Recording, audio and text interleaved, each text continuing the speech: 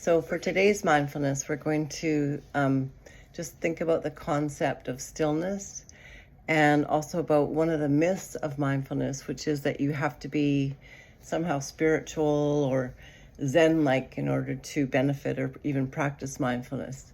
So I'm going to leave it at that and thinking of those concepts as you allow yourself to move inward and finding a really comfortable place that you can sit tall, allowing yourself to come into your inside landscape.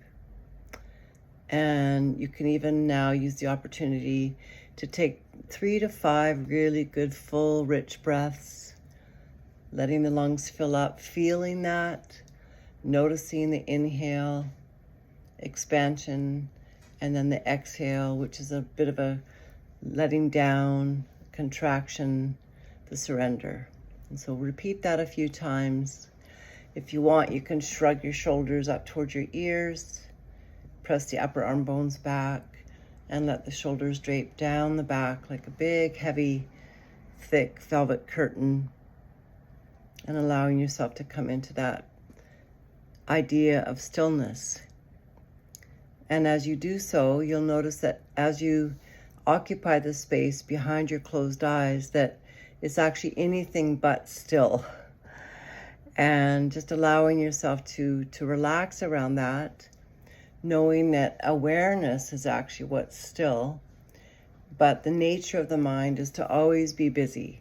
The mind is the sort of the cerebral cortex area of the brain that operates 24/7 to let us know how we are, and all the sensory input that's coming in is going to be coming through those senses. And so there will never be stillness in the mind in that regards, but you can find calm and stillness in a place that's called the observer or the witness in this practice of mindfulness.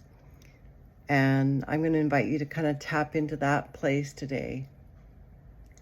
So the observer, witness, consciousness, observing now the sensory input, be it the feelings and sensations, be it the emotions or the thoughts, be it the feeling in the body, the tightness or the relaxed places, because there will be both.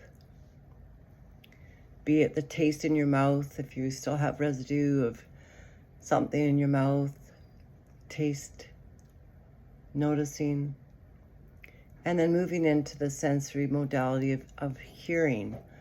And this is a particularly good modality to use as it sort of is a place that we don't necessarily physically control or feel. We can't control our sense of smell or auditory, and we can control it a little bit maybe by using earplugs in the auditory, but we can never totally control our sense of smell. And so those two senses are really good segues to use to just kind of come into that place where you can observe the sensory information, observe the mind, kind of doing the binary processes on those. You know, is it good? Is it bad? Do I like it? Do I don't? All that kind of dualistic kind of thinking of the binary mind. But there's this still place that you're observing from.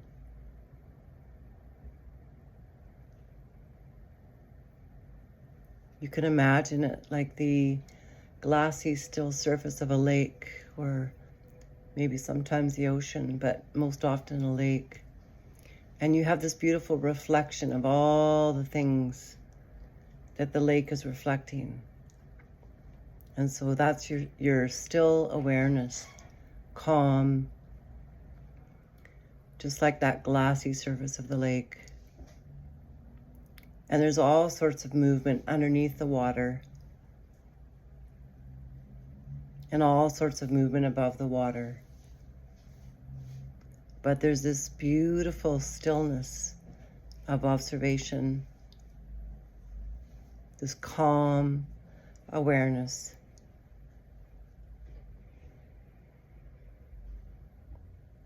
That takes it all in without any opinion.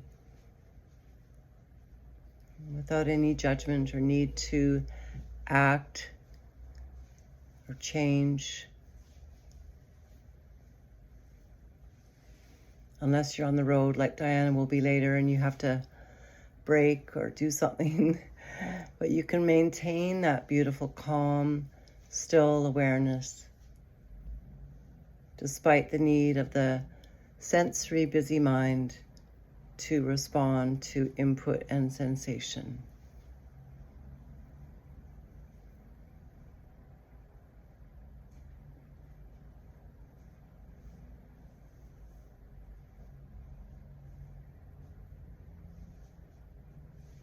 You might feel that calm stillness as a softening of the outer corners of the eyes.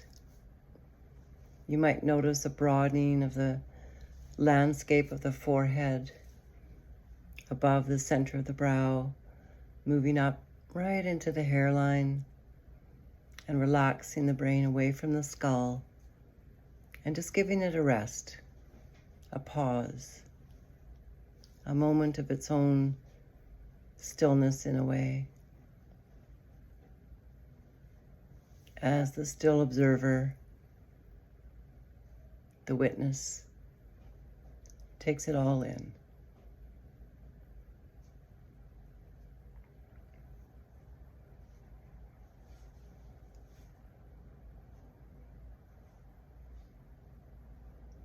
And coming back to that auditory sense, and also perhaps the sensory modality of touch and feeling, and just allow in these last few moments the sound of my voice and whatever sounds fill the room around you and even external to the room,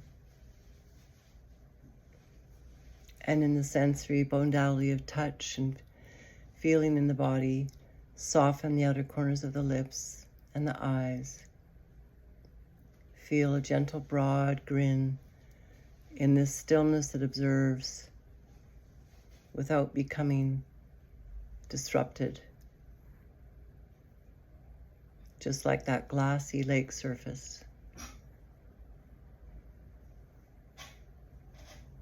And then relaxing the back of the neck and the shoulders, draping them down the back again before we all come back together into the outer world and the room that we share together.